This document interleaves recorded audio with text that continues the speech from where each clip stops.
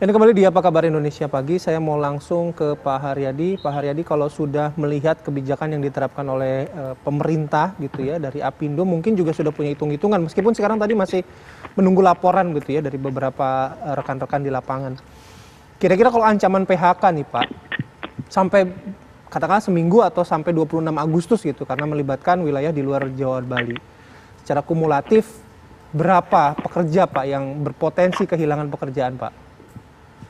Kalau kami menghitung selama pandemi ya, kami perkirakan dari selama 1,5 tahun pandemi ini, itu kita akan kehilangan kurang lebih 30%, Mas. 30% secara keseluruhan ya. 30% itu yang karena berbagai alasan, itu kita akan kehilangan dari sektor formal ya.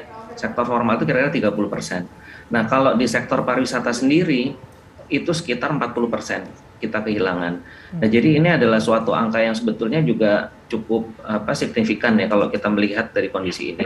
Dan yang sebetulnya yang kami khawatirkan itu adalah ini sifatnya kan tadi saya bilang ini ad hoc ya, yaitu penanganan melihat daripada kasus yang terjadi.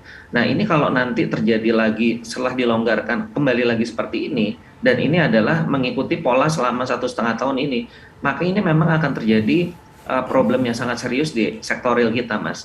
Nah, ini yang kiranya perlu diantisipasi. Artinya sekarang kita harus lihat, karena kalau kita lihat data vaksin saja itu juga masih sangat kurang ya, baru 11,5% yang menerima vaksin yang lengkap, vaksin kedua. Yang vaksin pertama itu adalah kurang lebih sekarang ini 24,68%. Jadi ini masih jauh daripada target kita untuk mencapai herd immunity. Kan kalau herd immunity harusnya logikanya vaksin kedua ya. Kalau vaksin pertama kan itu belum terbangun imunitasnya. Nah, itu yang juga jadi masalah, Mas, karena kecepatan, karena kami juga aktif, Mas, di dalam membantu untuk vaksinasi bagi pekerja maupun juga masyarakat di sekitar lingkungan usaha kami.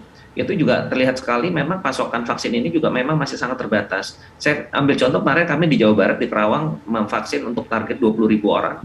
Nah, itu kami disampaikan oleh Pak Gubernur bahwa Gubernur Jawa Barat bahwa dari alokasi vaksin itu untuk masyarakat yang jumlahnya 50 juta orang itu hanya diberikan 10 juta gitu, Mas. Jadi kan rasionya memang kecil. Nah, ini yang menjadi, saya rasa harus konsentrasi pemerintah juga untuk mendorong vaksin. Dan di samping itu juga karena vaksin ini juga masih perlu waktu, kami juga menyoroti masalah testingnya, Mas. Jadi testingnya ini kalau kita pakai swab antigen, sebetulnya itu hanya bisa membaca antigen itu adalah kalau CT value-nya 21 ke bawah. 22 ke atas itu tidak bisa membaca, padahal 22 ke atas itu sudah bisa menularkan, Mas. Nah, ini sekarang masalahnya kalau mau akurat itu kan pakai PCR. Nah, PCR-nya ini kan masih 750 ribuan di sini. Nah, ini kemarin kami juga membahas dengan teman-teman kenapa di India bisa untuk PCR Rp97.000 ya kalau dirupiahkan, karena di sana itu pemerintah New Delhi sudah mengeluarkan aturan baru tanggal 4 Agustus yang lalu, harga PCR itu Rp500, Mas. Jadi itu sama dengan Rp97.000. Nah, ini juga mungkin Mas Heri Trianto juga bisa menyampaikan di Satgas ini bagaimana masalah PCR, karena itu adalah menurut saya suatu upaya kita ya, di samping menunggu vaksin ini lengkap, kita harus proaktif untuk bisa melakukan testing dan tracing itu secara efektif. Karena kalau sekarang orang di antigen dia itu positif, itu udah pasti udah di bawah CT value-nya udah di bawah 21. Jadi dia sudah menularkan kemana-mana gitu loh.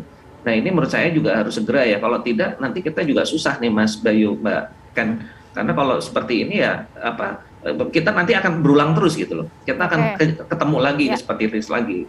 Pak Heri, gimana mungkin langsung ditanggapi supaya ini tidak terus berulang, Pak. PPKM dilonggarkan yang ternyata dampaknya sangat dirasakan oleh para teman-teman para pengusaha.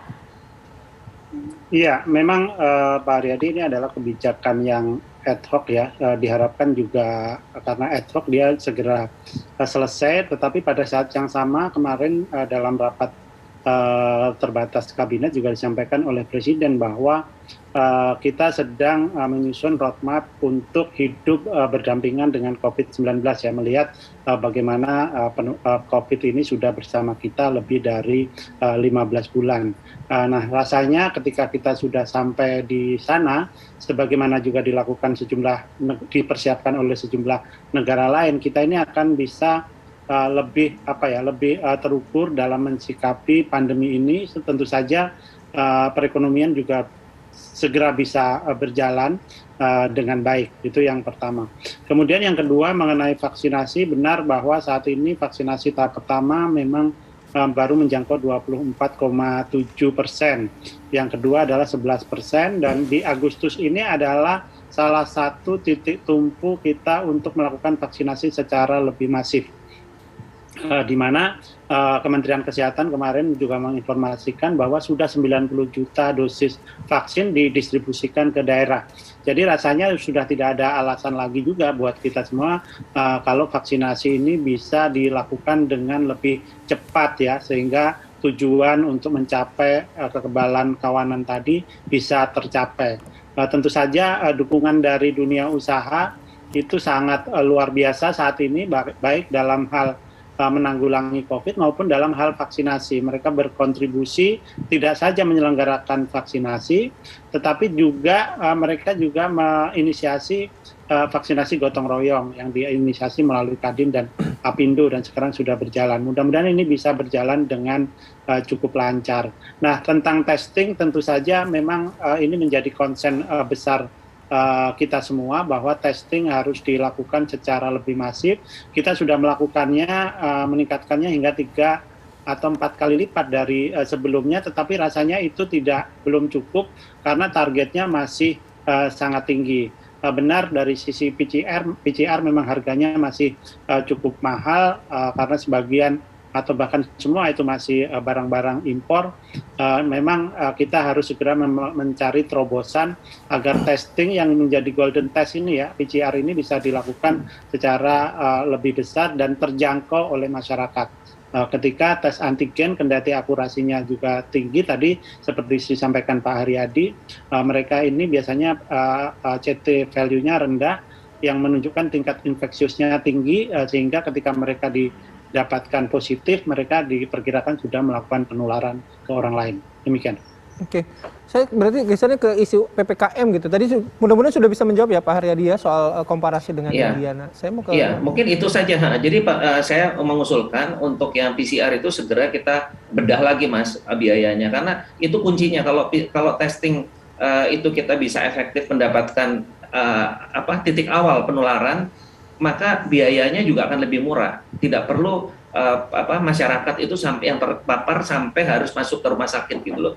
Nah ini tolong nanti Mas Heri lah dibahas dengan teman-teman Satgas.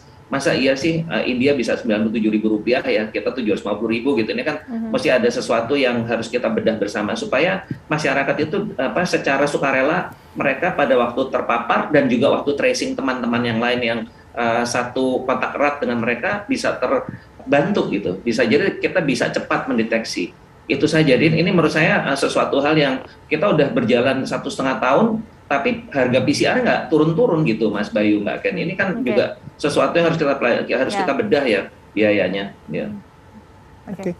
Nah, saya ke Mas Heri lagi kalau gitu.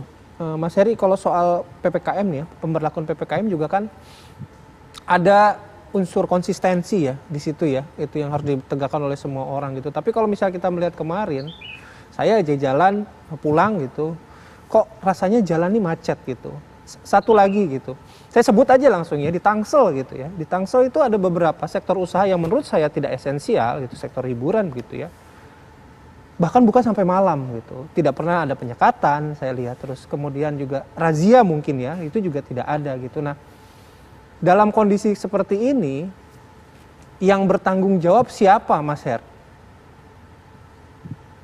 Iya, jadi memang benar Mas Bayu bahwa konsistensi pelaksanaan PPKM itu penting agar kita semakin cepat melakukan penanggulangan. Kalau kemudian kita levelnya PPKM level 4 tetapi dilakukan dengan tidak konsisten, misalnya dia seolah-olah di level 2 atau level 3, maka tujuan-tujuannya tidak akan tercapai. Tanggung jawab untuk operasi justisi ini sebenarnya ada pada Satgas di daerah bekerja sama dengan TNI dan Polri untuk melakukan penertiban ya agar PPKM ini bisa berjalan gitu. Tetapi tentu saja ini juga harus dilakukan dengan sisi yang sangat humanis, karena bagaimanapun sektor usaha tadi adalah sektor yang juga sedang terpojok ya, terpukul gitu, sehingga kita bisa mempersuasi dengan lebih baik menyarankan mereka untuk lebih bersabar lagi atau mengikuti protokol kesehatan yang sudah ditentukan, dan itu sebenarnya juga sudah diatur baik dalam Mendagri maupun dalam Perda maupun keputusan kepala daerah setempat. Demikian. Oke. Kita jeda dulu ya. Kita jeda dulu, nanti kita juga pengen dengar suaranya dari Pak Mukroni nih kan. Termasuk, ini kan esensial loh, iya, makan esensial loh. tentulah itu. Tapi PPKM-nya diperpanjang lagi, belum boleh dine in. Nah nanti kira-kira gimana tanggapannya Pak Mukroni juga. Usai jeda pemirsa, kami masih akan kembali hadir.